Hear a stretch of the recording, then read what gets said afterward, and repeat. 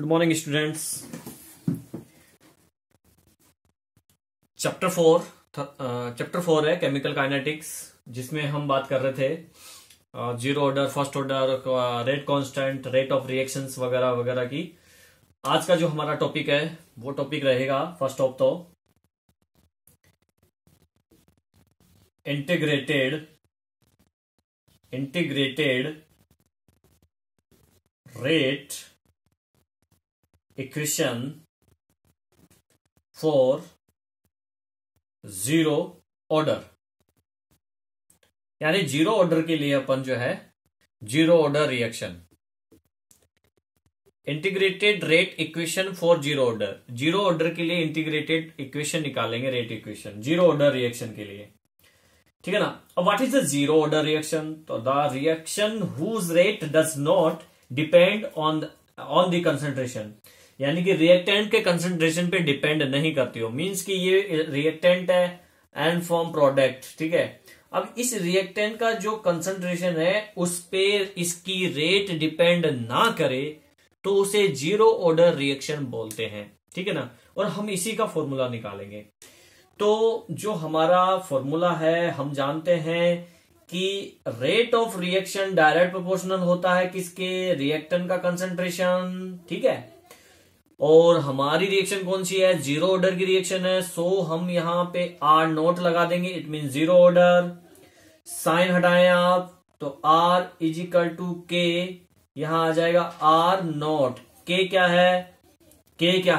के कांस्टेंट है, rate constant है, ठीक है। अब पावर जीरो है, अगर इसकी कंसंट्रेशन की पावर अगर जीरो है तो इट मीन्स के भी क्या हो, ये जीरो हो जाएगा ऑल ओवर। तो आर इज इक्वल टू क्या हो जाएगा? के हो जाएगा।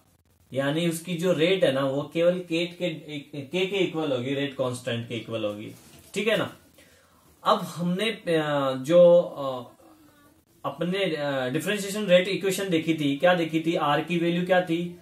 आर की वैल्यू थी फॉर रिएक्टेंट के लिए माइनस का सिंबल आता है। इसके लिए देखो आपको पिछला वीडियो देखना ही पड़ेगा, क्योंकि ये चैप्टर में टॉपिक्स कुछ ऐसे हैं जो कि फर्स्ट वीडियो से link, second video first video से लिंक होगा, थर्ड वीडियो सेकंड से होगा, फोर्थ वीडियो थर्ड से लिंक होगा। तो स्टेप बाय स्टेप आपको इसको पढ़ना है, ना कि उठा के सेकंड पार्ट देख लिया, फोर्थ पार्ट देख लिया, ऐसा नहीं होगा।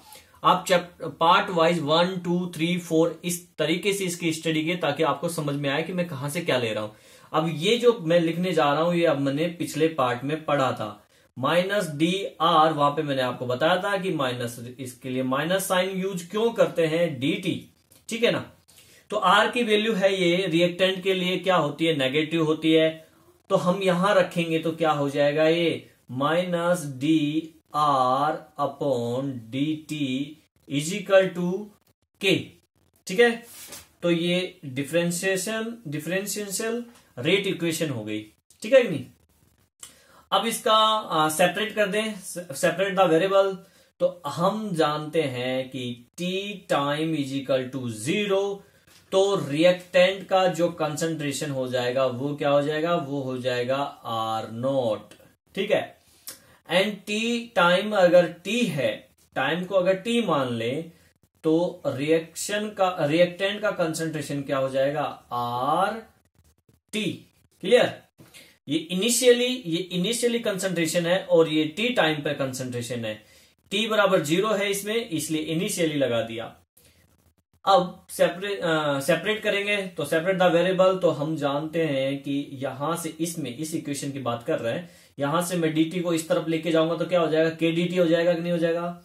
तो minus D R is equal to K D T. बोलो क्या कहते हो? ठीक है कि नहीं? सही है, चलो तो ठीक है। अब यहां से माइनस को भी ले जाऊं मैं तो ये हो जाएगा डी टी, वो D R minus K D T. Clear? इंटीग्रेशनल कर दीजिए, इसका इंटीग्रेशन कर दिया या इसका इंटीग्रेशन करने पर, इंटीग्रेशन जब किया अपन ने इसका तो ये साइन आ जाता है किसका? डी आर का करना है, डी आर, ठीक है कि नहीं। यहां पे जो है lower limit to upper limit, तो लोअर लिमिट क्या है आपकी? यहां पे आर है ना कंसंट्रेशन, तो ये है आर नोट जीरो से टी है, ठीक है ना। तो मतलब R0 लगा दो, R0 लगे और RT तक की है ये। लगाओ तो लगाओ, नहीं ऐसा कोई दिक्कत नहीं है, अब नहीं ना लगाओ तो भी चल जाएगा काम, ठीक है कि नहीं। Is equal to minus K T, के डी टी है तो माइनस के तो बाहर आ जाएगा के। इसके लिए थोड़ा सा आपको मैथमेटिकल नॉलेज होना जरूरी है, क्योंकि ये इंटीग्रेशनल और ये सब उसमें मैथ्स का है, तो थोड़ा बेसिक नॉलेज होना बहुत जरूरी है। बायो वाले स्टूडेंट्स को प्रॉब्लम हो सकती है, तो वो ध्यान दे।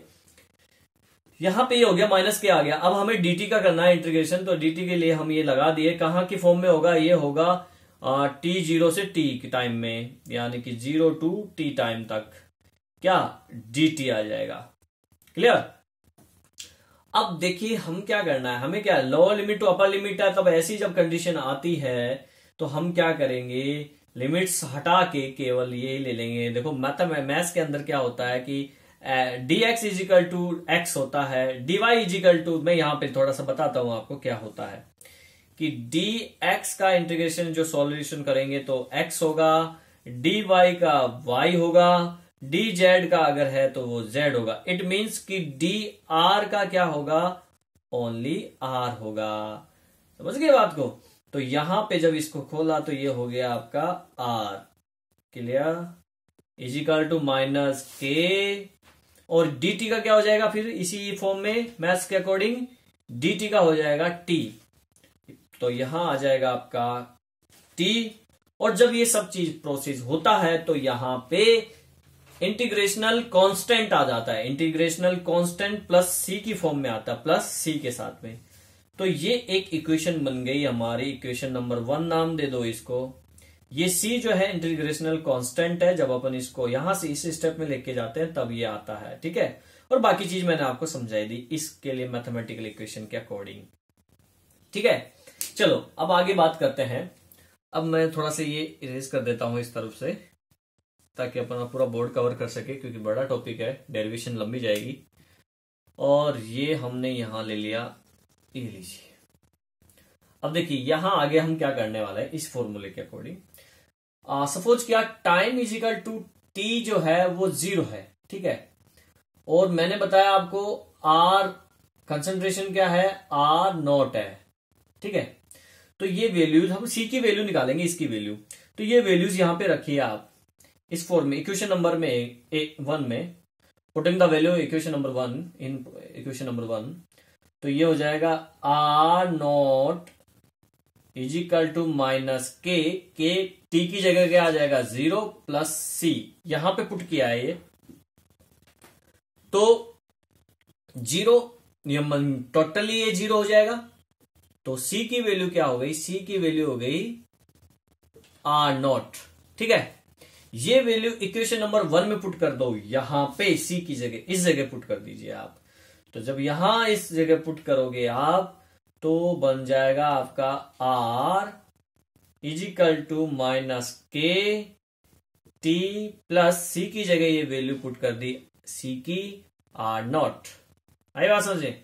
और यहां से अगर हम KT निकालें तो यहां से KT जो होगा KT इजिकल टू R0, ये इस तरफ चला गया माइनस में, माइनस R, ठीक है। और ये हो जाएगा आपका T अगर हम निकालें, T is equal to R0 minus R upon K। तो ये टाइम आ गया आपका, ये टाइम फॉर्मूला आ गया, ठीक है कि नहीं। This is integrated rate equation for 0 order reaction. ये फॉर्मूला आ गया आपका इंटीग्रेटेड रेट इक्वेशन, किसके लिए, 0 ऑर्डर के लिए। आई बात समझ में, ठीक है। तो अब देखिए इसमें, अब आगे हम क्या करने वाले हैं, इसका हाफ लाइफ टाइम निकालेंगे, ठीक है। हाफ लाइफ टाइम निकालेंगे ना, इसका हाफ टाइम देखिए।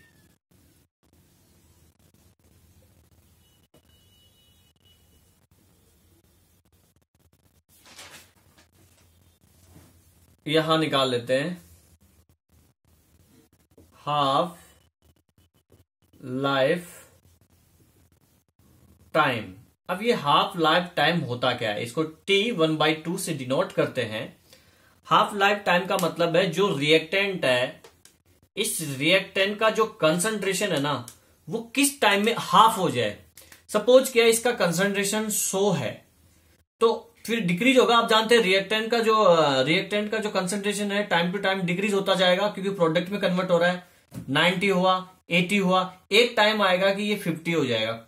ठीक है ना। सपोज क्या है कि ये 10 मिनट बाद 50 हो गया, तो ये 10 मिनट जो है इस रिएक्शन के लिए क्या हो जाएगा, इसका हाफ लाइफ टाइम। तो जो जिस टाइम पर रिएक्टेंट का कंसंट्रेशन हाफ हो जाता है, आधा रह जाता है, तो उसे हाफ लाइफ टाइम बोलते हैं। फॉर जीरो ऑर्डर के लिए हाफ टाइम क्या हो जाएगा, तो हाफ टाइम ये हो जाएगा T=T1/2। ठीक है ना। तो कंसंट्रेशन क्या हो जाएगा, इनिशियल का क्या हो जाएगा, हाफ हो जाएगा ना। कंसंट्रेशन R=, ये हो जाएगा R02, क्योंकि इनिशियली में ही तो प्रारंभ में जो 100 थी उसी का तो आधा होगा इनिशियली। Concentration divided by 2। फॉर्मूले में पुट करेंगे हम, इस वाले में यहां पुट करो आप इस चीज को, तो क्या हो जाएगा, T की जगह क्या लिखोगे, ये लिखोगे। तो T1/2 R0, ऐसे के एज इट रहेगा, R0 माइनस R आ जाएगा, R की जगह ये वैल्यू आ जाएगी, यानी R0 और 2 नीचे चला गया, तो ये हो गया 2K। तो ये लीजिए जीरो ऑर्डर के लिए हाफ लाइफ टाइम फॉर्मूला आ गया। अगर क्वेश्चन आ जाए तो सोल्व कर देना भाई। ठीक है। अब हम ग्राफ की बात करते हैं। ग्राफ, अब ग्राफ को ध्यान दे, बहुत आसान तरीका है ग्राफ बनाने का। ठीक है, जीरो ऑर्डर रिएक्शन के लिए। तो जीरो ऑर्डर रिएक्शन के लिए देखिए ग्राफ बनाते हैं। अब यहां पे हमारी जो केटी की रिएक्शन, केटी की जो वैल्यू है, ये फॉर्मूला यूज करने वाले हैं हम। यहां देखिए आप, कहां गया केटी, इसको देखिए। ठीक है। तो इसमें ग्राफ हम बना रहे हैं किसके बीच में, बिटवीन R एंड T के बीच में। R एंड T के बीच में ग्राफ बना रहे हैं। ठीक है। R और T के बीच में हम ग्राफ बना रहे हैं। तो यहां पे हमने ये ले लिया T टाइम, इस पे हम y एक्सिस पे ले लेंगे R कंसंट्रेशन, टॉप पे आपका आ जाएगा R0, और यहां से डाउन होगा कंसंट्रेशन रिएक्टेंट का, होगा कि नहीं, इसको ऐसे ध्यान रख लीजिए। रिएक्टेंट का कंसंट्रेशन डाउन होता है, ये डाउन हो रहा। ठीक है। और इसका स्लोप हो जाएगा आपका किसके इक्वल, K के इक्वल इसका स्लोप आ जाएगा। तो ये जीरो ऑर्डर के लिए आपका ग्राफ हो गया। क्लियर। अब हम बात करेंगे फर्स्ट ऑर्डर रिएक्शन के लिए, integrated rate equation for first order reaction. तो अब आपको जीरो ऑर्डर का समझ में आ गया, तो फर्स्ट ऑर्डर का भी इजीली आपको समझ में आ जाएगा। अब हम बात करेंगे integrated rate equation for zero order. Zero order के लिए integrated rate equation, sorry zero order की तो बात कर ली, फर्स्ट ऑर्डर की बात करेंगे फर्स्ट ऑर्डर के लिए। ठीक है। तो सेम जैसा हमने जीरो ऑर्डर के लिए किया कुछ वैसा ही हम यहां करेंगे। तो ये तो डिपेंड करती है, कंसंट्रेशन पे डिपेंड करती है। और हमने पढ़ा था रिएक्शन का रेट जो है डायरेक्ट प्रोपोर्शनल होता है कंसंट्रेशन के, R के इक्वल। साइन हटेगा तो R के R हो जाएगा ये। ठीक है ना। और वी नो R= क्या होता है, -dr। अभी थोड़ी देर पहले मैंने आपको बताया, तो ये लिख देंगे R की जगह dr/dt। ठीक है कि नहीं, =KR। सेपरेट वैल्यू कर दीजिए आप यहां से माइनस को, और dkdt इसको इस तरफ ले आओ, और ये दोनों इस तरफ लेके जाओ, तो क्या हो जाएगा, ये dr upon R is equal to minus K D T हो जाएगा। ठीक है ना। इंटीग्रेशन कर दीजिए, आपका इंटीग्रेशन कर दीजिए आप इसका, तो इंटीग्रेटिंग इन बोथ साइड, तो ये हो जाएगा आपका किसका, डी का, डी आर अपॉन आर का, माइनस के बाहर आ गया और ये हो गया आपका डी टी का। ठीक है कि नहीं। तो अब आपको एक चीज बता दी जाए, तो मैथ्स के अकॉर्डिंग क्या होता है, डी एक्स अपॉन एक्स जब होता है तो हम उसको ln की फॉर्म में लिखते हैं, ln x लिखते हैं। ठीक है कि नहीं, आई बात समझ में। तो कुछ ये ऐसा ही है, इसलिए आप इसको ln की फॉर्म में लिख दीजिए, तो ये हो जाएगा ln r is equal to minus K, T का डी टी का क्या हो जाएगा, अभी थोड़ी देर पहले मैंने बताया, डी टी का क्या हो जाएगा, टी हो जाएगा, क्योंकि D X is equal to X होता है मैथ्स के अकॉर्डिंग, तो ये टी आ जाएगा, कांस्टेंट आ जाएगा क्या, सी, इंटीग्रेशन कांस्टेंट है ये सी, और ये आ गया। तो ये इक्वेशन बन गई हमारी first, integrated rate equation for first order, equation number 1। If time is equal to, if T is equal to 0, तो then r is equal to R naught, initially value put कर दो, तो ln r naught is equal to minus K T, T की जगह क्या आ जाएगा 0 into 0 plus C, solve करें, ln r naught is equal to, ये 0 हो जाएगा ऑल ओवर सी, सी की वैल्यू आ गई, सी की वैल्यू जो है पुट कर दीजिए इक्वेशन नंबर 1 में, तो ln r is equal to k t plus ln r naught, C की वैल्यू पुट कर दी यहां पे, ln r नॉट, समझ गए। ये आपके आगे इक्वेशन नंबर 2 दे दीजिए। यहां से चाहे अभी ना दे के अपन क्या करते हैं, एक बार और आगे स्टेप ले आते हैं, केटी की वैल्यू निकाल लो। तो यहां से जब आप केटी की वैल्यू निकालोगे, तो ये क्या हो जाएगा, ये इस तरफ बटे में चला जाएगा, समझ गए।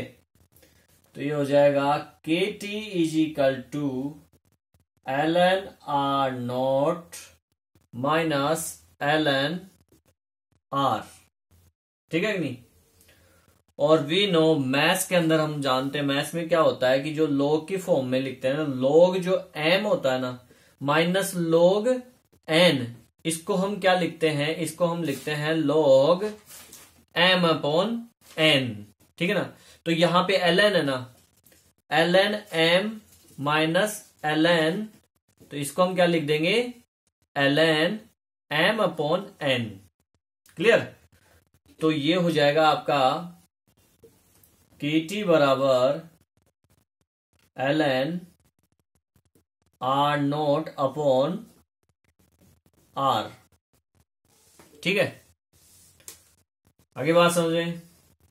और हम जानते हैं ln को जब log की फॉर्म में कन्वर्ट करते हैं, ln को जब log की फॉर्म में कन्वर्ट किया जाता है तो 2.303 से मल्टीप्लाई करते हैं, तो it means kt is equal to 2.303 multiply किया, log की फॉर्म में कन्वर्ट हो गया r नॉट अपॉन r, ठीक है।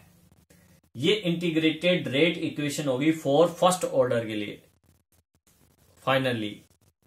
Finally integrated rate equation for first order, ठीक है। यहां से अगर फर्स्ट ऑर्डर के लिए हाफ टाइम निकालें, half life time first order के लिए, तो मीन्स कि t इजिकल टू क्या हो गया, t 1/2, r इजिकल टू क्या हो जाएगा, r नॉट का हाफ डिवाइडेड बाय 2, वैल्यूज यहां पुट कर दीजिए आप, ठीक है, तो यहां के टी को भी हटा दो यहां से के, देखो टाइम अगर इसमें से टाइम निकालू मैं, तो टाइम जब इसमें से निकालेंगे तो क्या हो जाएगा 2.303 अपॉन के log R0 अपॉन आर। अब इसमें पुट कर दीजिए वैल्यूज, ये वाली टी की जगह आ जाएगा ये T1/2 is equal to are की जगह ये यहां पे 2.303 अपॉन के log R0 upon R0 divided by 2।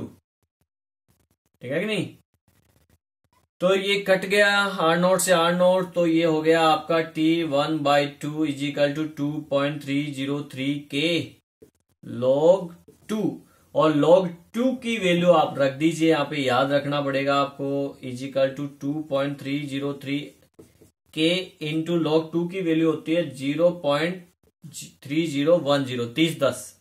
ठीक है, चलो अब यहां से इन दोनों को मल्टीप्लाई कर दीजिए। जब आप इन दोनों को मल्टीप्लाई करोगे तो आपकी वैल्यू आ जाएगी 693, यानी कि T1/2 is equal to 0.693 divided by K. ये इसका फर्स्ट ऑर्डर का हाफ लाइफ टाइम हो गया। ठीक है, अब इसमें ग्राफ अगर बनाएं तो ग्राफ देखिए, फर्स्ट ग्राफ हम बना रहे हैं ln r और t के बीच में, एंड t के बीच में, ln r और t के बीच में। तो इसके अंदर हम जो इक्वेशन यूज करने वाले हैं वो यूज करेंगे, ln r निकाल रहे ना, तो ln r हमारी जो इंटीग्रेटेड फॉर्मूला आया था ये रहा एक, तो ठीक है, ये फॉर्मूला यूज करेंगे ln r और t का टाइम। अब इस फॉर्मूले को देखो आप ध्यान से, हम कैसे ग्राफ बनाए। इसमें क्या है, मैथ्स के अकॉर्डिंग अपन इसको मान लेंगे y, ये हो जाएगा आपका कांस्टेंट c, और ये हो जाएगा आपका t जो है x, और माइनस k का मतलब हो गया माइनस का m। ठीक है, ये स्लोप को शो करेगा, माइनस m का मतलब ये स्लोप। देखो कैसे, ये y-x, ये ग्राफ है, तो वी नो x एंड ये y, सो x पे क्या आएगा, t आएगा, मतलब ये t आ गया, y पे क्या आ गया ln r, ये आ गया y-x एक्सिस पे। अब यहां पे कांस्टेंट कौन है, ln r0, मतलब टॉप पे आएगा यहां पे, ये ln r0 कांस्टेंट है। अब यहां पे m ये स्लोप है, जो भी स्लोप होगा, जो भी ग्राफ स्लोप हो रहा है वो, अभी नेगेटिव में, जब भी पॉजिटिव में हो तो देखो लाइन यूं जाएगी सीधी ऊपर, और नेगेटिव में हो तो ऊपर से आएगी नीचे, मतलब स्लोप आएगा यूं। ध्यान दें, अगर माइनस है आपका k तो इट मीन्स लाइन को यूं लेके जाना, वो प्लस में अगर है तो माइनस में है तो कैसे आएगी, यूं, जैसा कि डायग्राम में बता रखा है मैंने। ये माइनस k है, तो ये जो वैल्यू है ये स्लोप हो गया, स्लोप किसके इक्वल, माइनस के इक्वल। ठीक है, तो ये ग्राफ हो गया। सेकंड जो ग्राफ अगर अपन इसमें बनाए, तो सेकंड ग्राफ हम बनाएंगे, ये हम बना रहे हैं log R0 अपॉन R, ठीक है, एंड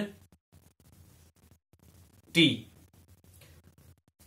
अब यहां पे देखो आपको पीडीएफ में कई चीजें देखने को मिलेंगी, जैसे एक्स्ट्रा चीज लिखी हुई है a-x वगैरह, तो वो आप करें तो करें, नहीं करे तो भी कोई दिक्कत नहीं, वो एक्स्ट्रा है, वो इसी फॉर्मेट में है, इस फॉर्मेट में ये यहां तक कंप्लीट हो जाता है, इसी फॉर्मेट पे अपन ग्राफ बना रहे हैं, तो इसको प्रॉब्लम नहीं है। ये हम ग्राफ जो है हम इस फॉर्मूले से बनाएंगे। यहाँ पे टी का जो है टाइम जो है वो निकाल के, जो भी टाइम है, जैसा कि मैंने ये टाइम निकाला, ये वाला फॉर्मूला यूज करेंगे। यहाँ पे देखिए ये वाला दिख रहा है टाइम वाला, ठीक है, क्योंकि यहीं पे आपको देखो ये नजर आ रहा है log R0 R, log R0 R upon R, और टी भी है ये, तो इसके बीच में ग्राफ बनाएंगे। थोड़ा सा जो है, थोड़ा सा अपन इसको चेंज कर देते हैं, इस इक्वेशन को अपन ऐसे लिख सकते हैं, चेंज करके थोड़ा सा, के टी, इस वाले इक्वेशन को बता रहा हूं मैं, या फिर K T upon 2.303 is equal to log R naught upon R, ये हो गया y, यहां पे ये जो t है वो x, और k अपॉन 2.303 क्या हो गया m, पॉजिटिव में, वैल्यू किस में है, पॉजिटिव में है। तो ग्राफ ये बन जाएगा भैया, ये लीजिए, यहां पे x एक्स पे टाइम आ गया आपका, y पे क्या आ जाएगा, ये आ जाएगा log r naught upon r यहां पे, और स्लोप देखो पॉजिटिव है, m की वैल्यू पॉजिटिव है, लाइन सीधी जाएगी ऊपर, ये लाइन सीधी हो गई, और ये जो स्लोप है वो इसके इक्वल होगा, स्लोप के अपॉन 2.303 के बराबर स्लोप है इसका। ठीक है, तो ये हमारा ग्राफ हो गया किसका, फर्स्ट ऑर्डर का। सिलेबस में यही है। ठीक है, पीडीएफ में नोट्स की जो पीडीएफ है उसमें आपको एक ज्यादा ग्राफ मिलेंगे, 5-6 ग्राफ मिलेंगे आपको अलग अलग, तो वो चीज अलग है। ठीक है, तो हम फोकस रहे सिलेबस पे। सिलेबस में ये 2 ही ग्राफ है जो मैंने आपको बताए हैं, ध्यान दें आप, LN R एंड T के बीच में, और सेकंड जो ग्राफ बताया अपन ने log R naught upon R और एंड T के बीच में। क्लियर? ठीक है, अगर फिर भी कोई प्रॉब्लम हो तो आप कमेंट्स कर दीजिए, मैं आपको एक्सप्लेन कर दूंगा कि क्या और सॉल्यूशन हो जाएगा प्रॉब्लम का। Take care.